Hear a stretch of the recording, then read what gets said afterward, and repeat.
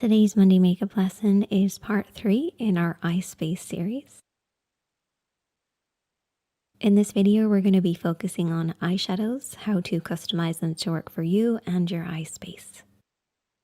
Now, before we get into all of that, if you are new to the Makeup Chair channel and you enjoy tutorials like this, I might suggest hitting the subscribe button below. It's totally free.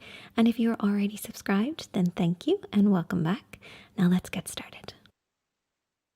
In our previous video, we talked about finding your eye spacing and figuring out which of the 3 categories you fit into: average, close, or wide set. And this refers to the distance between the eyes. The so-called average spacing between 2 eyes is the width of 1 eye length apart.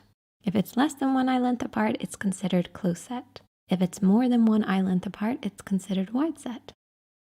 So we took the measurement of 1 eye using our thumb and index, and we placed that measurement in the middle of the eye to see where it landed. If you found you were poking yourself in the eye, the chances are you have close set, meaning that your eyes are set closer together. If you found that you had room on either side, the chances are that you have wide set eyes. And if it fits quite snugly in the middle, then the chances are you have an average eye spacing. Now, just because something is referred to as average doesn't mean it's the most ideal or the best or the most beautiful. All of these eye shapes are beautiful in their own way. Average should really just be used as a base point to work from. So let's use the average eye spacing as a base point and create a basic look. For this, I use 3 eyeshadows: a light, a medium, and a dark. Now you want to customize this to work for you. The light shade should be at least 1 shade lighter than your skin tone. The medium shade is at least 1 shade darker than your skin tone. And the dark shade is at least 1 shade darker than the medium. Now I'm going to use neutral shadows just to keep it simple, but you can use colors. You just follow the same pattern of the light, medium, and dark. So for example, for my skin tone, I have my lighter shade, 1 shade lighter than my skin tone. My medium shade, at least 1 shade darker, and then my dark shade, which is 1 shade darker than the medium. Now when it comes to applying eyeshadows, the most basic way is to apply the lighter shade on the inner half, the medium shade above into the crease, and then the darker shade on the outer half. But we also want to consider the angle and the placement, which we discussed in our previous video. I like to keep my eyeshadows between these 2 lines and follow the angle in order to create a complementary look. But how do you find these 2 points? Well, the first line is where the eyeshadow stops on the outer edge. And I use the edge of my nose, eye, and brow to create an angle, and I blend my eyeshadows in from this point. But then how far do you actually blend the eyeshadows in? Well, I use the inner tear duct and create a parallel line. Keeping the eyeshadows between these 2 points is going to create a nice basic look.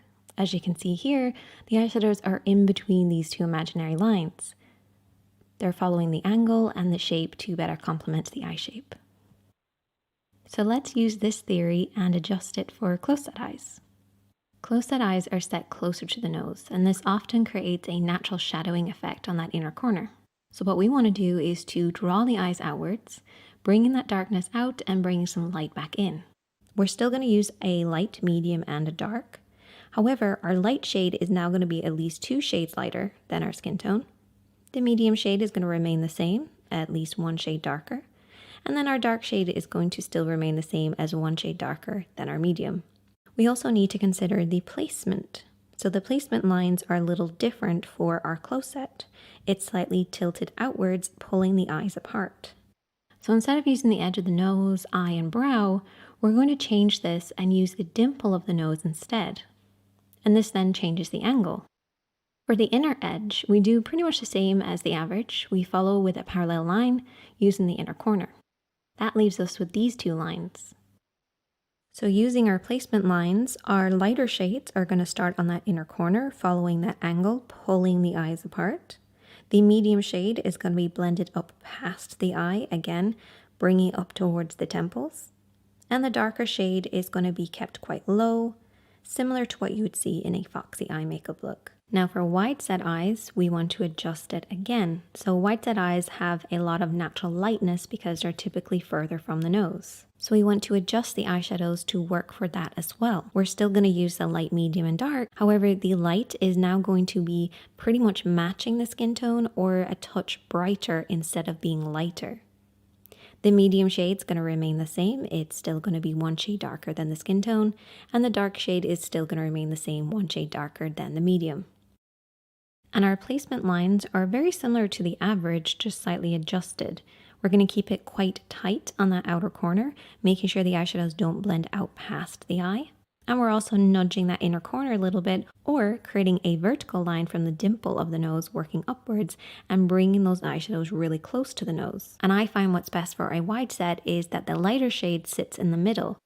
This is going to create more of a vertical look to the eye, making them a little rounder and closer to the nose. We're also going to bring our medium shade all the way in towards the nose and keep our darker shade quite short on the outer edge, similar to what you would see in a doe eye or a spotlight eye. We can also use mascara and lashes and even our brow shape to work for our eye space as well, and as we go through this series, I'll explain more on those.